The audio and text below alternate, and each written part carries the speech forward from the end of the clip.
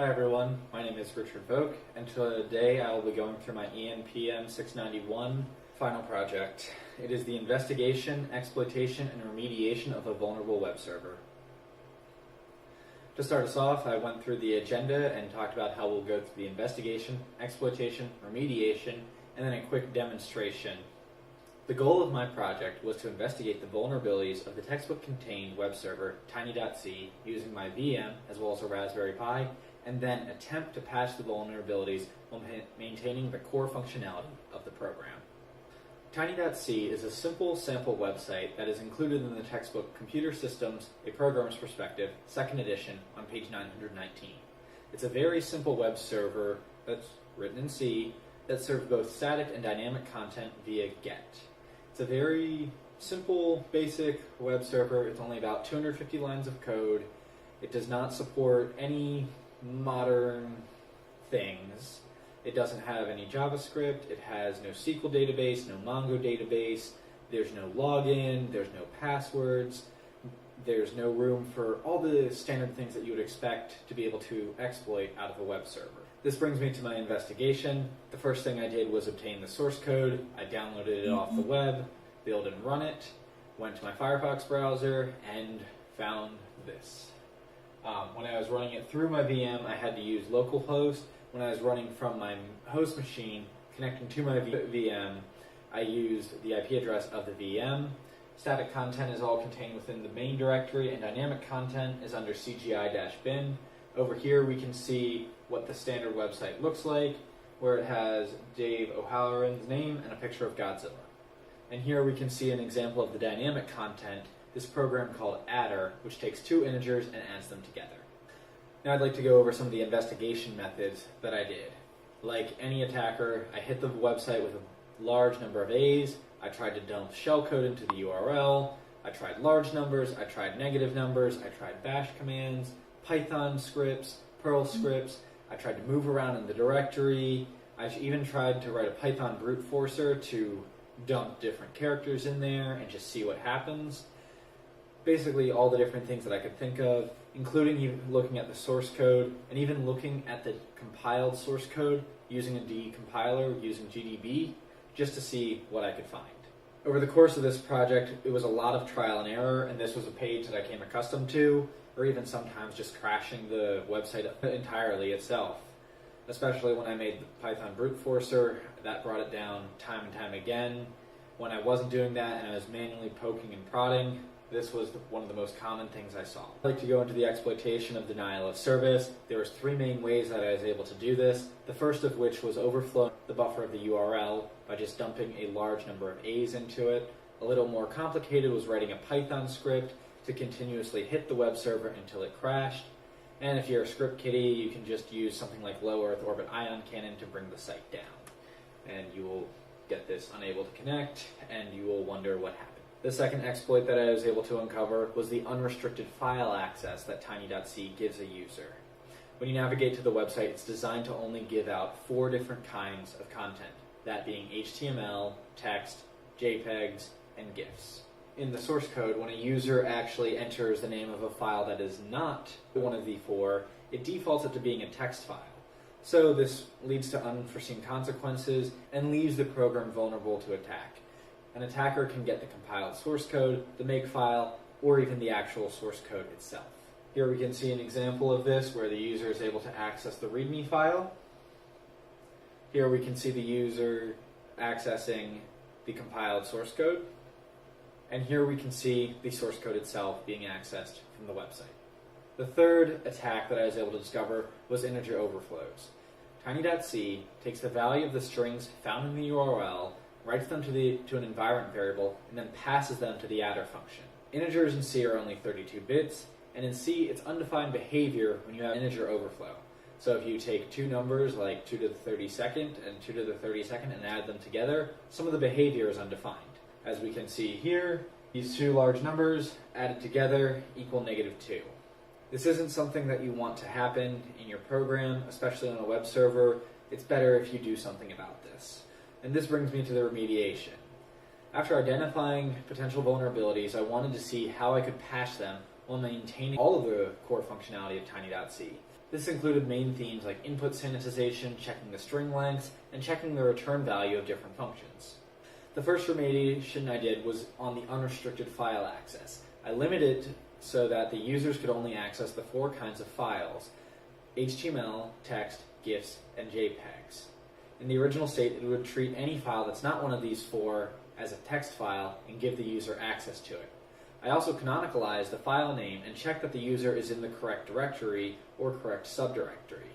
This would help to prevent the user from accessing areas outside of tiny.c and gaining access to things like a password file or root directories or anything else like that. The next remediation that I was able to do was remediating the integer overflows.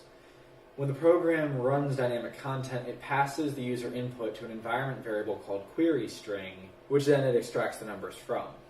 I verified the size of the numbers that it was inputting to make sure that they would not overflow. In addition, I made a quick modification so that way the user who is running the program is only able to enter valid port numbers, those being numbers between 0 and 2 to the 16th. I made sure that all user input is checked, and I checked the length of various strings all along the way that I could. I was also able to remediate one of the 3 denial of service attacks that I discovered. I found that after dumping about 8,050 A's in the program, it tended to crash consistently. So the simple solution was to cut off any excess values added into the buffer. I also went through some general improvements across the entire program, such as transitioning from strcpy to strncpy where possible to limit the attack surface. As we've seen throughout this class, that having strcpy allows an attacker to put a payload onto a C program. I kept ASLR enabled. I ran a static code analyzer, CPP checker, and fixed any undefined behavior. This included sprintf with the buffer as a source and a destination. It pointed out some integer overflows, and it also pointed out access to a buffer outside of its allocated memory. I added -w error to force any warnings to become errors to keep the source code from compiling unless all the warnings were fixed. I attempted to fortify the source code in the make command, but found that it was already included.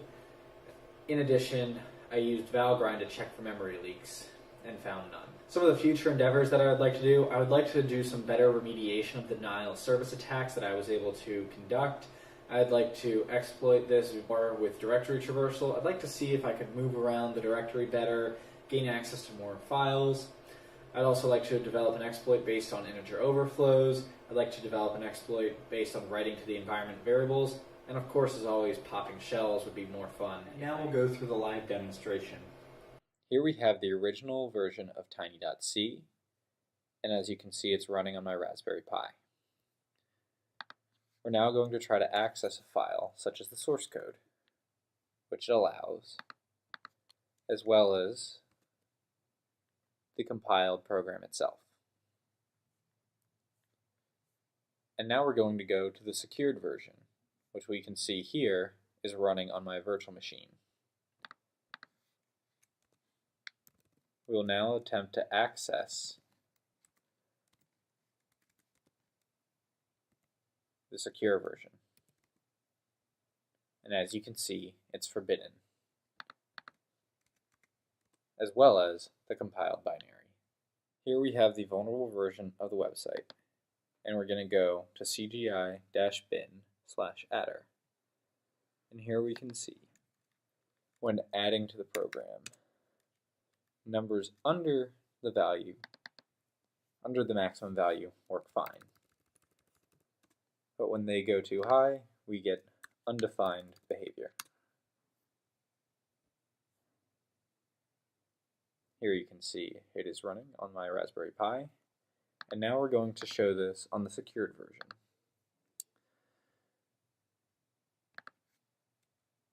We'll start out by having some behavior that is allowed.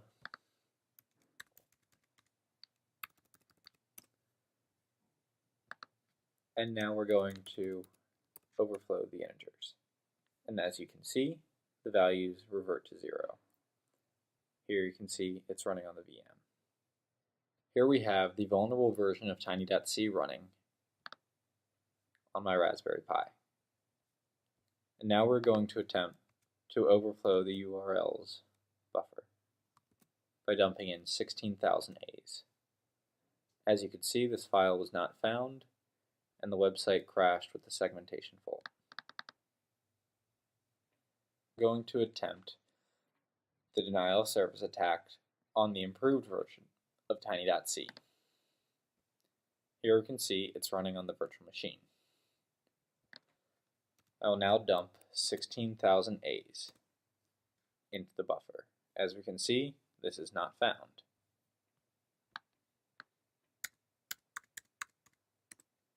And thankfully, the machine is still alive.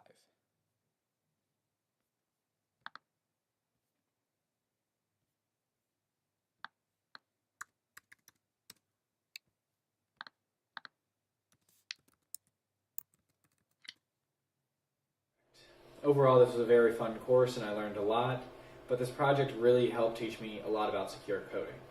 The first thing that I realized that in a modern world, when you're developing a web server, you might not want to necessarily use C. When there's other things out there, you might want to go with a language that's designed for the web. There's plenty of APIs, and there's plenty of people using these and hammering them out and removing any vulnerabilities that exist. I also learned that you always want to sanitize your user input.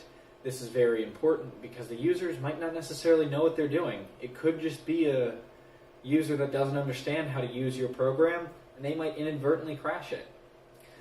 I learned to always look at what the compiler is telling you. Oftentimes when I was coding my way into a hole trying to patch a different vulnerability, the compiler would fail and give me a bunch of different warnings. Always try to keep it simple. Whenever you're trying to fix something or patch a vulnerability, adding a whole lot of code might not actually do you a whole lot of good. It might actually introduce more vulnerabilities. I also learned that you always want to default to deny, so if a user wants to access something, unless you explicitly want to give it to them, you should probably deny it. I also learned that you might want to avoid the use of deprecated methods. By definition, deprecated methods are unsafe to use. Just overall, this stuff is actually very difficult to do.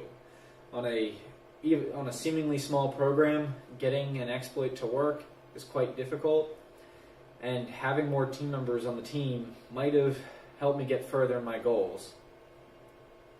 Here are my sources, and here's my contact.